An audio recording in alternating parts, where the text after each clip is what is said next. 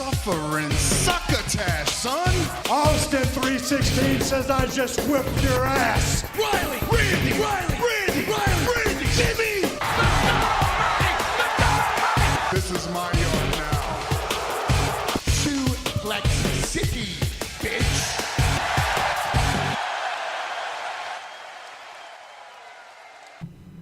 Another week of Raw is in the books, and how did this show do exactly with so many superstars being moved from SmackDown to Raw and getting their first opportunity to really shine on the Raw roster?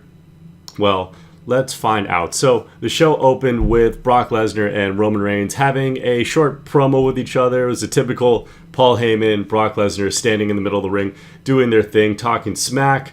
And Brock Lesnar came out, said very few words, just said, I don't know how I'm going to beat you, Brock, but somehow I will beat you this Friday at the Greatest Royal Rumble. So this is a case of less being more. I think in the past we've seen these guys feud so much and brawl so much up until the WrestleMania 34 match that having a short promo with minimal contact between the two, I think is just fine for this. And also, how can I not mention the 10-bell salute that WWE legend Bruno Sammartino had to actually open the show before the Brock Lesnar and Roman Reigns promo segment. There's a 10-bell salute for Bruno Sammartino, who did die last week, and this was really nice. They even had a long 4 to 5 minute video package for Bruno Sammartino after the 10-bell salute, and throughout the night there was several tweets from various celebrities and other wrestlers like Chris Jericho, even Vince McMahon, everyone really sending out their condolences to Bruno Sammartino, his family, even sports organizations like the Pittsburgh Steelers and the hockey team in Pittsburgh. I can't remember their name. I think even the baseball team, the Pittsburgh Pirates, also sent out tweets just paying their respect to Bruno Sammartino and the impact that he had in Madison Square Garden, and just as a wrestler himself, how he laid the groundwork and the foundation to so many wrestlers that would come after him. He was really the Babe Ruth of wrestling, at least in the United States, in a lot of ways. So it was really nice to see WWE give the man the tribute that he deserved undoubtedly throughout the show. So after the Bruno Sammartino 10-bell salute and the Brock Lesnar Roman Reigns segment, we had a new addition to Monday Night Raw, Bobby Roode, make his in-ring debut, and he kicked it off with a loss, actually, to Elias. These guys had a very standard regular match. It was pretty short, only went about 6 minutes or so, and Elias picked up the win after he got kind of a fluke roll-up on Bobby Roode, and Bobby Roode lost pretty easily here. So this was a little odd to see Bobby Roode lose so quickly after being on the Raw roster, being so new to the Raw roster. But it makes me wonder if they'll turn him into a heel sooner rather than later, or if this is going to spark a feud between the two of them and we won't get an Elias versus Bobby Lashley feud. He'll feud with a different Bobby here instead, because as we saw later on in the night, Bobby Lashley was tied up doing something else with Braun Strowman, although that seems temporary as well. So Bobby Roode starting off his Raw tenure with a loss to Elias. We also had a tag team match, Matt Hardy and Bray Wyatt versus The Ascension, and this was fun for what it was. I dug it. The Ascension, they're basically a jobber tag team at this point. They have been for a while, and it was interesting to see just the sheer goofiness of The Ascension in the ring with Matt Hardy and Bray Wyatt at the same time. Two really oddball, bizarre teams, and Bray Wyatt and Matt Hardy make a fine team, I think, and I'm excited to see them win the Raw Tag Team Championships at the Greatest Royal Rumble this Friday, because we all know that's going to happen. There's no way the Bar, being on SmackDown, is going to win those titles. And I was actually watching the show with my girlfriend, and she was saying how she liked Matt Hardy and Bray Wyatt. So it makes me think that these guys also have some appeal to people who aren't wrestling fans, just because of how out there and different they are. They really stand out in the sea of superstars that's on Raw. So good stuff here from Matt Hardy and Bray Wyatt, and maybe the Ascension can build up some more credibility further down the line on Raw, but they sure didn't get started doing that on this episode of Raw by losing to Wyatt and Hardy. Then we had the first Sammy and Kevin show. This is a talk show segment in the same vein as Miz TV and all those in-ring segments, Carlitos Cabana, that we get. And this was pretty fun. Kurt Angle appeared on their show. Sami Zayn and Kevin Owens talking smack to Kurt Angle. And I'm not sure how psyched I am about this Kurt Angle, Sami Zayn, and Kevin Owens feud, because we just saw Sami Zayn and Kevin Owens feud with Shane McMahon for months on SmackDown. We get it. These guys hate management. They hate their bosses. So do we really need to see this happen again on the different show now on Monday Night Raw? I don't know. I hope this feud doesn't last too long and Zayn and Owens can move on to something else. But Kurt Angle, he did make a tag match for later in the night to punish Sami Zayn and Kevin Owens against none other than Braun Strowman and Bobby Lashley. And I'll just talk about that match right now. Kevin Owens and Sami Zayn got absolutely destroyed by Bobby Lashley and Braun Strowman, mainly by Strowman. They actually did get a good amount of offense in on Lashley, who had quite a bit of ring time in this match. He didn't look as dominant as I thought he would at all in this match, so he took a lot of the beating from Kevin Owens and Sami Zayn, but he still looked good by the end of it. Once he tagged in Braun Strowman, Strowman went absolutely ham on Sami Zayn and Kevin Owens, just demolishing them both at once, really, landing multiple hard shoulder tackles on Kevin Owens on the outside of the ring, and even did one of his crazy drop kicks, his mule kicks, on Kevin Owens. It just absolutely destroyed him and eventually picked up the win for his team after one of the best looking running power slams I've ever seen him do on Sami Zayn. So convincing win for Braun Strowman and Bobby Lashley, and Sami Zayn and Kevin Owens got destroyed in that tag team match. I'm not sure how smart that is when they're arguably positioned as being some of the new top heels on Raw to have them get destroyed so easily, but everyone gets destroyed by Braun Strowman, so I suppose there's not too much shame in losing to that man, regardless of the situation. And it does push the narrative that Kurt Angle was trying to punish them in this match. And yet another tag team match. A lot of tag team matches on this edition of Monday Night Raw. We had Dolph Ziggler and Drew McIntyre making their Raw debuts against Titus Worldwide. And this was what you'd expect. It was basically a squash match. It's what it should have been.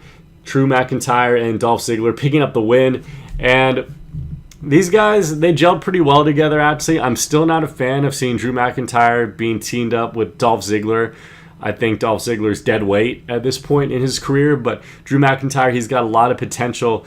And the promo that they cut after the match, before I get into the promo actually, they did cut, or they had that cool tag team move that they did last week. They did it again this week, where Drew McIntyre hits his Claymore kick at the same time that Dolph Ziggler hits his zigzag finishing move. So that's a cool combo right there.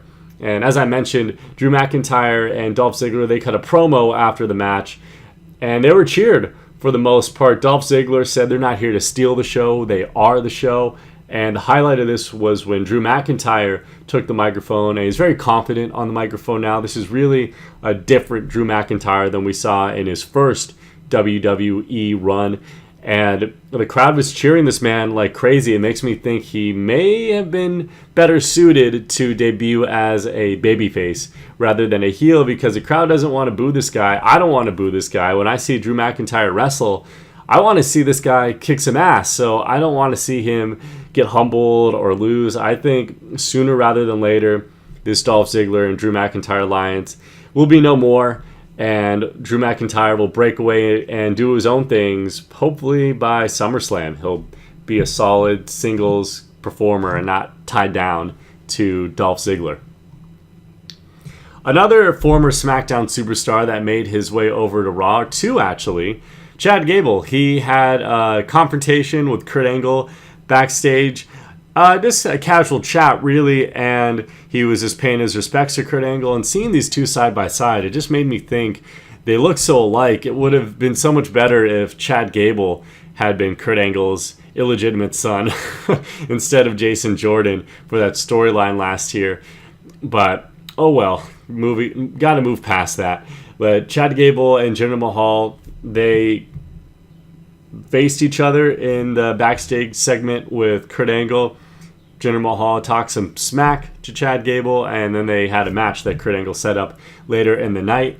Before the match even started, Jinder Mahal assaulted Chad Gable and really put the beating on him, but Gable was able to pick up a win with a surprise roll-up, countering the Colossus, and maybe we might get a little mini feud between these two, a nice mid-card feud. I really hope Chad Gable becomes a spotlighted addition on Monday Night Raw because he has so much potential.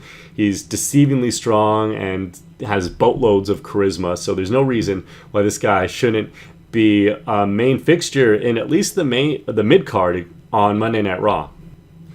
After that, we had a few other new Raw superstars come face-to-face, or they almost did. It was Baron Corbin and No Way Jose, easy for me to say. They had what would have been a match, but Baron Corbin basically said, I don't want to face you until you get serious, get rid of this Congo line BS that you have going on, and face me when you come correct, basically.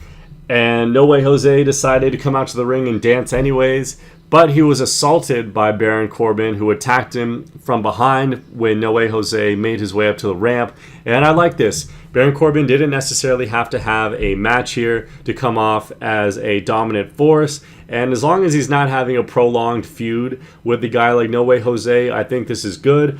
He laid him out eventually with the backbreaker chokeslam. I really wanted him to hit the end of days on the ramp. That would have been sick. But that didn't happen. Maybe they have a match next week on Raw. Baron Corbin picks up the win and then moves on to something more important.